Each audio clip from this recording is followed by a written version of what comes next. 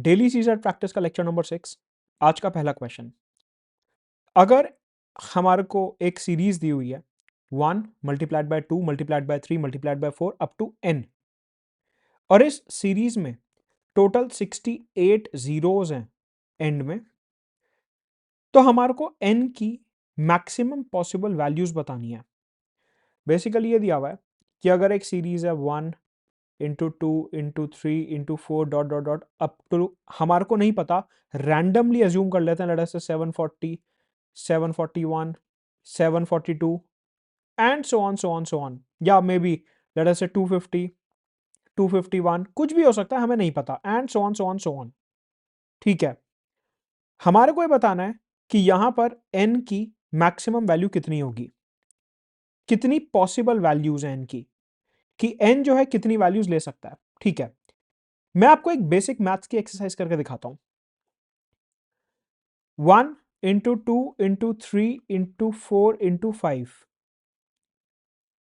अगर मैं ये 5 नंबर लेता हूं, इन 5 नंबरों में मेरे पास आती है एक जीरो। क्यों? 5 और 2 को मल्टीप्लाई करने पे हमारे पास एक जीरो आती है। आप करके देख लीजिए, 2 5 जा 10, 3 4 जा 12, आंसर आएगा 120। अगर आप इन सबको मल्टीप्लाई करते हो आपके पास आंसर आता है 120। क्यों? क्योंकि एक 5 आ रहा है।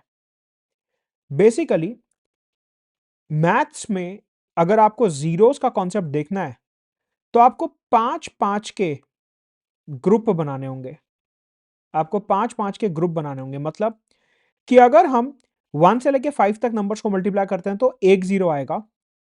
अगर हम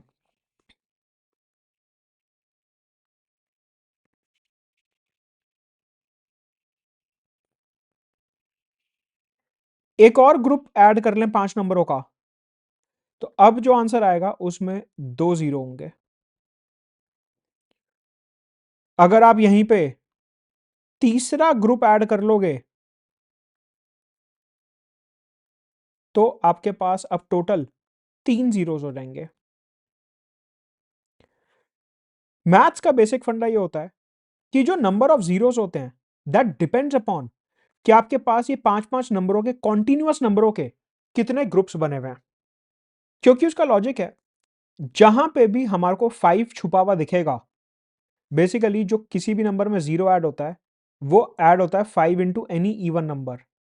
अगर आप 5 को किसी भी इवन नंबर से मल्टीप्लाई कर दोगे, 5 into 2 10, 5 into 4 20, 5 into 6 30, 5 into 8 40, 5 into 10 50, अगर आप 5 को किसी भी इवन नंबर से मल्टीप्लाई कर दोगे तो लास्ट में एक जीरो ऐड होती रहेगी। पहले 5 नंबरों में हमने देखा 5 है और इवन नंबर भी है। उसके बाद अगला 5 जो है वो इधर 10 में छुपा हुआ है। उसके बाद अगला 5 जो है वो 15 में छुपा हुआ है। इसके बाद अगला 5 जो है वो 20 में छुपा हुआ है। अगला 5 जो है वो 25 में छुपा हुआ है। मतलब कि जैसे जैसे 5 के फैक्टर्स ऐड होते रहेंगे वैसे वैसे जीरोस ऐड होती रहेंगी। तो पहले 5 नंबरों से आ रही है एक जीरो, फिर अगले 5 नंबरों से आ रही है दूसरी जीरो, तीसरी जीरो, चौथी जीरो, पांचवी जीरो एंड सो ऑन।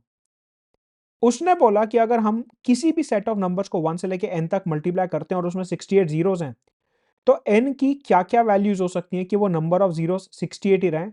हमारे को ये दिखता है कि n की टोटल 5 वैल्यूज हो सकती हैं, क्योंकि n की 5 वैल्यूज के बाद आप छठी वैल्यू लोगे तो फिर उसके बाद नंबर ऑफ जीरोस जो है वो चेंज होने लगेगा।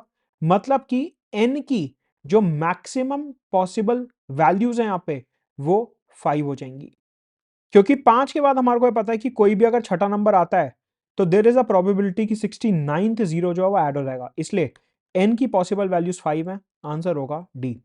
अब आप यहां पे ये बोल सकते हो कि सर हमारे पास ये आंसर 9 होना चाहिए, कि 1 से लेके 9 तक कोई भी डिजिट आएगा तो हमारे पास जीरो तो है वो उतने ही रहेंगे।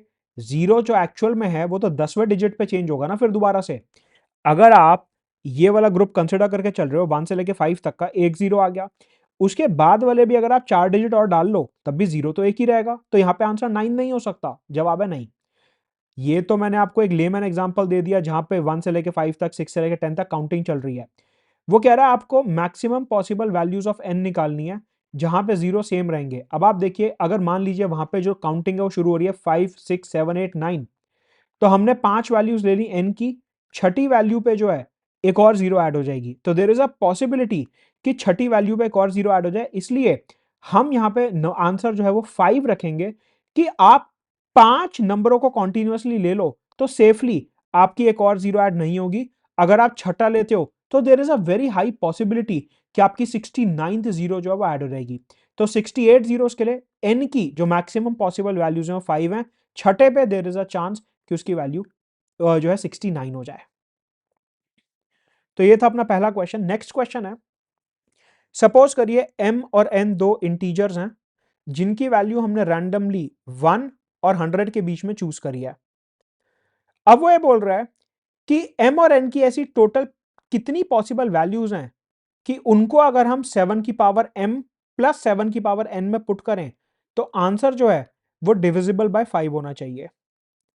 कि मतलब m और n की हमने रैंडमली कोई भी वैल्यू ले ली और अब उसमें 7 की पावर 49, 7 की पावर 51, 7 की पावर 68, 7 की पावर 79, इस तरीके से अलग अलग वैल्यूज डालें यहां पे, तो उनका जो सम है 7 की पावर m और 7 की पावर n का, वो डिविजिबल बाय 5 आना चाहिए। वो हमसे ये पूछ रहा है। बेसिकली क्वेश्चन ये है कि सपोज m की वैल्यू हमने 2 ले ली, n की वैल्यू हमने 3 ले ली। सपोज मैं आपको एक एग्जांपल दे रहा हूं क्वेश्चन समझाने के लिए। तो क्वेश्चन ये पूछ रहा है कि अगर m की वैल्यू 2 ले ली, n की वैल्यू 3 ले ली, तो 7 की पावर 2 प्लस 7 की पावर 3, दैट इज 49 प्लस 343, 380, 389, 392। तो हमारे को ये देखना है कि क्या ये 5 से डिविजिबल होगा। हमारे को दिख रहा है क्लियरली 5 से डिविजिबल नहीं है। तो हमारे को m की वैल्यूज 1 से लेके 100 तक लेनी है, n की वैल्यूज 1 से लेके 100 तक लेनी है, और ये बताना है कि ये जो 7 की पावर m और 7 की पावर n का सम है ये डिविजिबल बाय 5 कब होगा। We have to find this. ठीक है, अगर आपको ये पूरी सीरीज समझ में आ रही है, अच्छी लग रही है, तो सेशन को लाइक जरूर करेंगे और चैनल को सब्सक्राइब कर लेंगे। इससे पहले भी मैं 5-6 वीडियोस डाल चुका हूं ऑलरेडी। तो अगर आपका ये पहला वीडियो है मेरे साथ, तो आप इससे पहले वाले जो लेक्चर सीरीज है वो पूरी कंप्लीट कर लीजिए। ये सीरीज मैं चालू रखूंगा क्योंकि इससे काफी एस्पिरेंट्स का जो है बेनिफिट हो रहा है, और आपके बेनिफिट के लिए जो भी रहेगा कि आपका सीसैट की वजह से प्रीलिम्स मिस नहीं होना चाहिए, तो ये सीरीज जो है चालू रहेगी। आप चैनल को जरूर सब्सक्राइब करिए। राइट नाउ हमें पता है कि डिविजिबिलिटी रूल ऑफ 5 ये बोलता है कि अगर किसी भी नंबर के आखिरी में 0 है या किसी भी नंबर के आखिरी में 5 है तो ही वो डिविजिबल बाय 5 होगा। और यही डिविजिबिलिटी रूल ऑफ 5 होता है कि लास्ट में 0 है 5 होना चाहिए तभी वो डिविजिबल बाय 5 होगा। सही बात है। तो अब हमारे को ऐसा कुछ ढूंढना है कि अगर हम 7 की दो पावर्स को ऐड करें, 7 की पावर m और 7 की पावर n, तो आखिरी में 0 है 5 आना चाहिए। 7 की पावर 1 जो होती है उसका यूनिट डिजिट जो होता है वो 7 आता है। 7 की पावर 1 है 7 ओनली। 7 की पावर 2 का यूनिट डिजिट 9 आता है क्योंकि 7 7 49 होता है। 7 की पावर 3 का यूनिट डिजिट जो है वो 3 आता है, बेसिकली 343। और 7 की पावर 4 का जो यूनिट डिजिट आता है वो 1 आता है। 7 की पावर 5 में जो यूनिट डिजिट आता है वो दोबारा से 7 आता है, मतलब कि रेपिटेशन होना शुरू हो जाता है। तो हमारे को यहां पे ऐसा मानना है कि 7 की पावर 1 यूनिट डिजिट इज 7, 7 की पावर 2 यूनिट डिजिट इज 9, 7 की power 3 unit digit is 3, and 7 की पावर 4 यूनिट डिजिट इज 1। अब आप ये बताइए कि इनमें से कौन सा ऐसा पॉसिबल कॉम्बिनेशन है जिसमें इनका जो सम है वो 0 है 5 है, लास्ट में यूनिट डिजिट जो है 0 है 5 है। बेसिकली ये मैंने यूनिट डिजिट लिखे हैं कि 7 की पावर 1 का यूनिट डिजिट इज 7, 7 की पावर 2 का यूनिट डिजिट इज 9, 7 की पावर 3 3, 7 की पावर 4 1। ये हैं यूनिट डिजिट्स। ठीक है, हमारे को ये देखना है कि किन किन को ऐड करने पे हमारा जो यूनिट डिजिट है वो या तो 0 आता है 5 आता है। मेरे को यहां पे दिखता है कि अगर मैं 7 की पावर 1 को और 7 की पावर 3 को ऐड करता हूं तो आखिरी में जो यूनिट डिजिट आएगा वो 0 आएगा क्योंकि 7 प्लस 3 0। अगर मैं 7 की पावर 2 और 7 की पावर 4 को ऐड करता हूं तो आखिरी डिजिट जो आएगा वो भी 0 आएगा। 9 प्लस 1 10। तो मेरे को ये पेयर्स दिखते हैं कि 7 की पावर 1 प्लस 7 की पावर 3 मेरे को आखिरी में 0 देगा, और 7 की पावर 2 प्लस 7 की पावर 4 मेरे को आखिरी में 0 देगा। हमने यहां से यह भी समझा कि 7 की जो साइक्लिसिटी है दैट इज 4, 7 की साइक्लिसिटी 4 होने का मतलब है कि 7 में जो यूनिट डिजिट होता है वो हर 4 पावर्स के बाद रिपीट हो रहा है। कि अगर 7 की पावर 1 में यूनिट डिजिट 7 था तो फिर 7 की पावर 5 में यूनिट डिजिट 7 होगा, मतलब कि 4 पावर्स के बाद आफ्टर 4 पावर्स ये जो है साइक्लिसिटी रिपीट हो रही है। आफ्टर 4 पावर्स ये साइक्लिसिटी रिपीट हो रही है, हमारे को यहां पे दिख रहा है। राइट, सही बात है, ठीक है। मतलब कि यहां पे कुल मिला के दो केसेस बनते हैं। एक केस बनता है ये वाला 7 की पावर 1 प्लस 7 की पावर 3 इक्वल टू 0। एक केस बनता है 7 की पावर 2 प्लस 7 की पावर 4 इज 0। Case 1, case 2। मतलब कि केस 1 में अगर मैं m और n की अलग अलग वैल्यूज डालूं, कि अगर मैं m की वैल्यू डालूं 1, 5, 9, 13, 17, 21, 25 एंड सो ऑन, और n की वैल्यू डालूं 3, 7, 11, 15, 19 एंड सो ऑन, तो मेरे को ऐसा समझ आता है कि इन सारे केसेस में कि 7 की पावर 1 प्लस 7 की पावर 3, 7 की पावर 5 प्लस 7 की पावर 7, 7 की पावर 9 प्लस 7 की पावर 11, 7 की पावर 13 प्लस 7 की पावर 15, 7 की पावर 17 प्लस 7 की पावर 19 एंड सो ऑन, यहां पे यूनिट डिजिट 0 आएगा। क्योंकि ये 4 के इंटरवल पे हैं और हमारे को 1 से लेके 100 तक वैल्यूज चाहिए, तो मेरे को क्लियरली दिखता है 100 वैल्यूज टोटल पॉसिबल हैं और 4 के गैप पे वैल्यूज आ रही हैं। तो मतलब कि m की 25 वैल्यूज पॉसिबल हैं और n की 25 वैल्यूज पॉसिबल हैं केस 1 में। केस 1 में ये वाला जो केस है 7 की पावर 1 प्लस 7 की पावर 3 0, ये वाला जो केस है यहां पे 25 वैल्यूज m की पॉसिबल है, 25 वैल्यूज n की पॉसिबल है।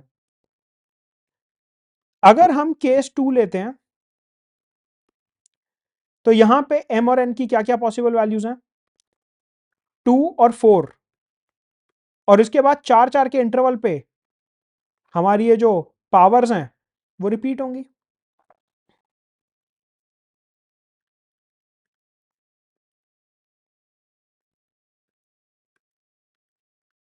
लाइक दिस, कि 7 की पावर 2 प्लस 7 की पावर 4 आखिरी में 0 देगा, 7 की पावर 6 प्लस 7 की पावर 8 आखिरी में 0 देगा, 7 की पावर 10, 7 की पावर 12 आखिरी में 0 देगा, 7 की पावर 14, 7 की पावर 16 आखिरी में 0 देगा, 7 की पावर 18, 7 की पावर 20 आखिरी में 0 देगा and so on so on so on.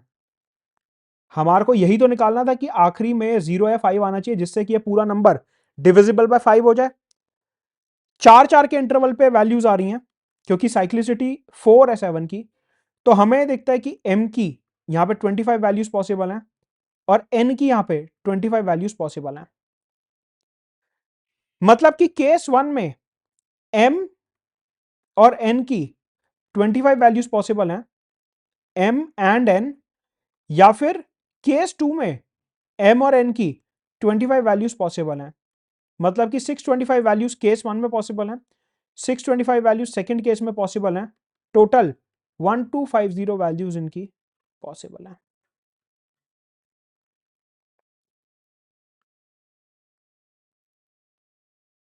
आप ये सोचेंगे कि सर ये 25 को 25 से मल्टीप्लाई क्यों करा, वो इसलिए मल्टीप्लाई करा कि आप यहां पे केसेस समझिए।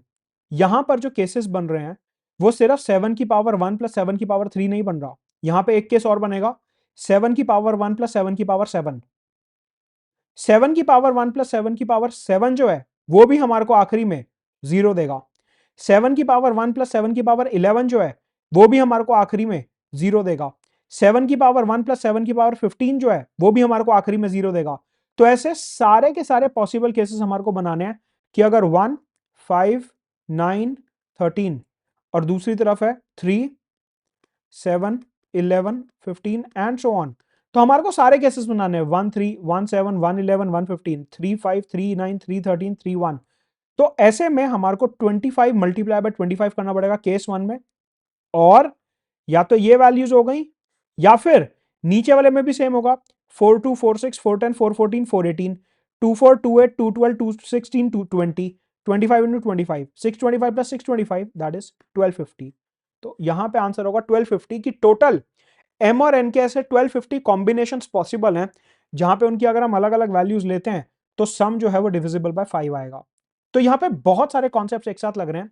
परमुटेशन कॉम्बिनेशन का कॉन्सेप्ट लग रहा है, नंबर सिस्टम का कॉन्सेप्ट लग रहा है, हमारे को डिविजिबिलिटी रूल लग रहा है, ये सारी चीजें यहां पे एक साथ लग रही है, साइक्लिसिटी का कॉन्सेप्ट लग रहा है। तो ये एक मिक्सचर क्वेश्चन था परमुटेशन और नंबर सिस्टम का, जैसा आजकल यूपीएससी पूछ रहा है। अगर आपको ये पूरी सीरीज पसंद आ रही है और आप मेरा बाकी भी यूपीएससी रिलेटेड कंटेंट देख रहे हैं तो टेलीग्राम चैनल को जरूर ज्वाइन करेंगे। बेसिकली जितने भी वीडियोस, इनिशिएटिव्स, लेक्चर्स वगैरह मैं लेता हूं और उनके जो पीडीएफ होते हैं वो सारे के सारे आपको मेरे टेलीग्राम चैनल पे मिल जाएंगे। आज का आखिरी सवाल देखते हैं सिलोगिज्म से। Consider the following statements, some books are flowers,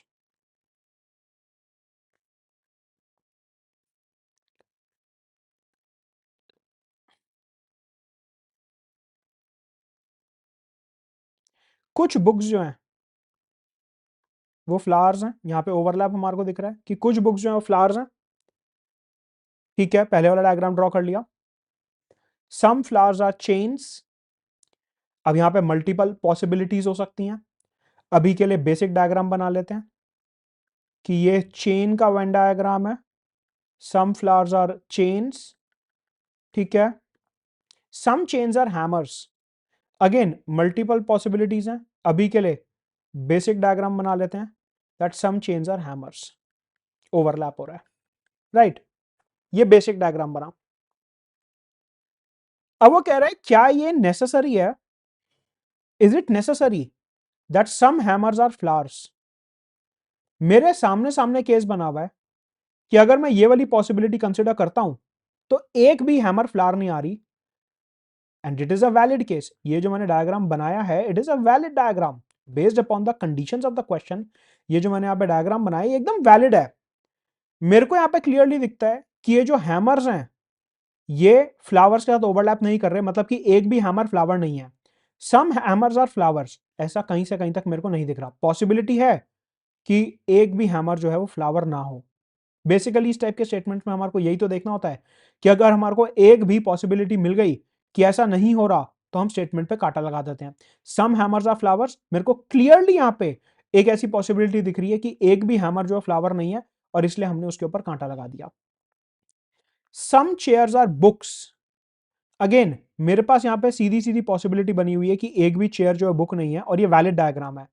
मतलब कि इस कंडीशन का वायलेशन मेरे सामने ही बना हुआ है कि एक भी चेयर जो है वो बुक नहीं है, एक भी चेयर जो है बुक नहीं है, मेरे सामने सामने बना हुआ है। Again second statement is incorrect. Some hammers are books, कुछ हैमर जो है बुक्स हैं। अगेन मेरे पास इस स्टेटमेंट का वायलेशन है कि एक भी हैमर जो है वो बुक नहीं है। यहां पे हमारे को दिखता है कि देयर इज अ पॉसिबिलिटी कि एक भी हैमर बुक ना हो। अगेन हैमर बुक हो भी सकती हैं अगर हम दूसरे केसेस लें, लेकिन यहां पे इस टाइप के स्टेटमेंट्स में हमारे को सिर्फ वायलेशन ढूंढना होता है और वायलेशन हमारे सामने है कि एक भी हैमर जो है बुक नहीं है। आंसर होगा A, none of the conclusion is correct. Comment में बताएंगे कि आज आपने कितने क्वेश्चन सही करे हैं। रुकेंगे यहां पे।